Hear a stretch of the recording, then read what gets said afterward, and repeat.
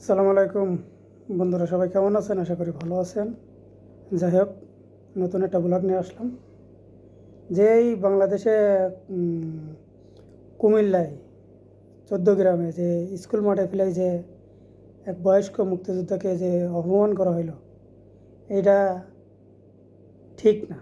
কারণ সে একজন মুক্তিযোদ্ধা, সে যত বড় সে আমলিক করুক, যাই হোক, সে একজন মুক্তিযোদ্ধা। তারে যে এইভাবে জুতোর মালা যে অসম্মান করা হয়েছে, পুরো জাতিকে অসম্মান করা হলো। কারণ মুক্তিযোদ্ধা 71 সালে মুক্তিযোদ্ধা, আবার এই যে 2024 সালে যে 5ই আগস্ট যে মুক্তিযোদ্ধা, এদেরকে সম্মান দেওয়া শিখুন। তা আমলিগ হোক আর বিএনপি হোক আর জামাত হোক আর শিবির হোক, যেই হোক না কেন, সবাইকে সম্মান দেওয়া শিখুন, যাতে করে পরবর্তী আপনারা ভালোভাবে সবার কাছে সম্মান পাবেন। ঠিক আছে? এইভাবে মানুষের অসম্মান করা ঠিক না, পুরো জাতির কাছে এই অসম্মান করা ঠিক না।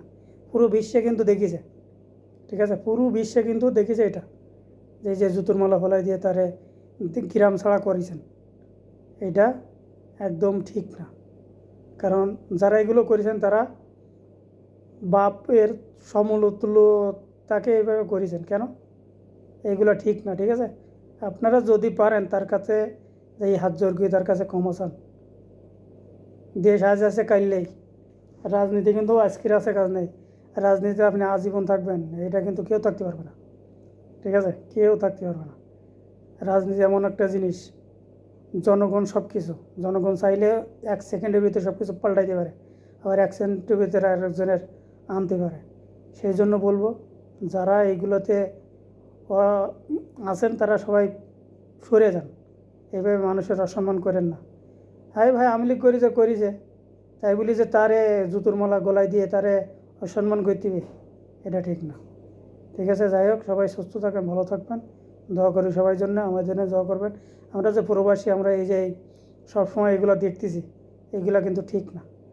আমরা একটার পর একটা যে ছোটো ছোটো বাচ্চা কি বেডে ধর্ষণ করে তাদেরকে মারি ফেলানো আছে, এইগুলো কিন্তু ঠিক না।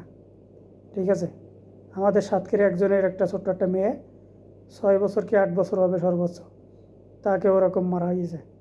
তো এইগুলা ঠিক না।